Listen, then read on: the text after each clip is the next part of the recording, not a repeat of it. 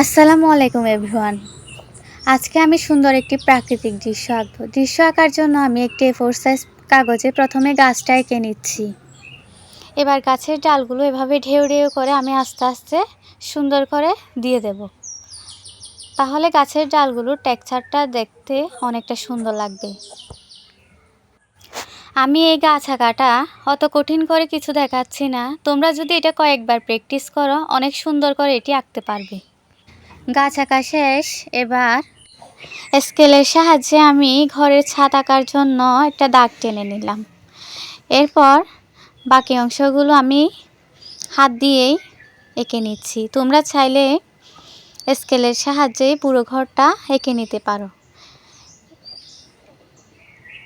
ঘরের কিছুটা অংশ গাছের পেছনে রেখেছি। এবার আমি ঘরের দরজা আর জানলাগুলো দিয়ে দিচ্ছি। আর গাছের বাকি অংশটা দেওয়ার পর খড়ের গাদাটা এঁকে নিলাম। গাছটা সামনের দিকে হওয়ায় খড়ের গাদার কিছুটা অংশ বোঝা যাচ্ছে না। এরপর আমি ঘরের সাথে লেগে নৌকাটা সুন্দর করে দিয়ে দিলাম। নৌকার কিছু অংশ আমি ঘরের পেছনে রেখেছি। এবার আমি সুন্দর করে নদীর পাড়টি এঁকে নিচ্ছি। এখন মনে হচ্ছে ঠিক ঘরের একটু পিছন থেকেই নদীটি বয়ে চলেছে। এবার আমি নদীর ওপারে ঘর আঁকার জন্য স্কেলের সাহায্যে আরও দুটি সুন্দর করে দাগ টেনে নিলাম। এবার এভাবে আর এভাবে একটা দাগ দিয়ে আমি ঘরের ছাদটা সম্পূর্ণ এঁকে নিচ্ছি। তারপর একটু লম্বা করে একটা দাগ, এর চেয়ে ছোট করে আরেকটি, এর চেয়ে ছোট করে আরেকটি দাগ দেওয়ার পর আমি ঘরের দেওয়ালাটা মানে নিচের অংশটা এঁকে নিয়েছি। এখন ঘরের দরজা আর জানলাটা এভাবে এঁকে নেব। এবার আমি পাশের ঘরটাও সুন্দর করে এঁকে নিচ্ছি।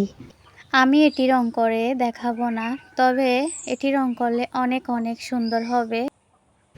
তাই তোমাদের জন্য রং করা একটি ছবি আমি ভিডিওতে দিয়ে দিচ্ছি। তোমরা চাইলে সেটি দেখে দেখেই রং করে নিতে পারো। এবার স্কেলের সাহায্যে আমি মাঝখানে ফাঁকা রেখে এভাবে একটি দাগ টেনে নিলাম। আর দাগের উপর থেকে আমি দিয়ে দিচ্ছি কিছু পাহাড়। এবার পাহাড়ের ঠিক মাঝখানে জলপ্রপাত আঁকার জন্য এভাবে একটি দাগ টেনে নিলাম। আরও একটি দাগ এভাবে টেনে নিলাম।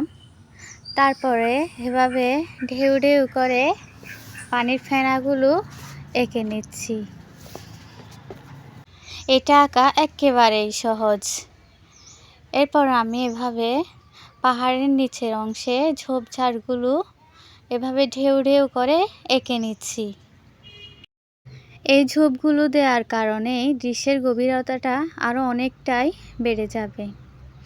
এরপর আমি জলপ্রপাতের ঠিক উপর থেকেই সূর্যটা সুন্দর করে এভাবে এঁকে নিব। এটা দৃশ্যটাকে আরও সুন্দর এবং আকর্ষণীয় করে তুলেছে। এরপর দিয়ে দিলাম আকাশ। তারপরে আমি নদীর অপর প্রান্তের নদীর পাড়টা সুন্দর করে এভাবে এঁকে নেব। এবার একটি মাত্র দাগের সাহায্যে খুব সহজ কৌশলে আমি একটি নৌকা এঁকে দেখিয়ে দিচ্ছি। এটি একদম খুব সহজ, যে কেউ সহজে এটি আঁকতে পারবে।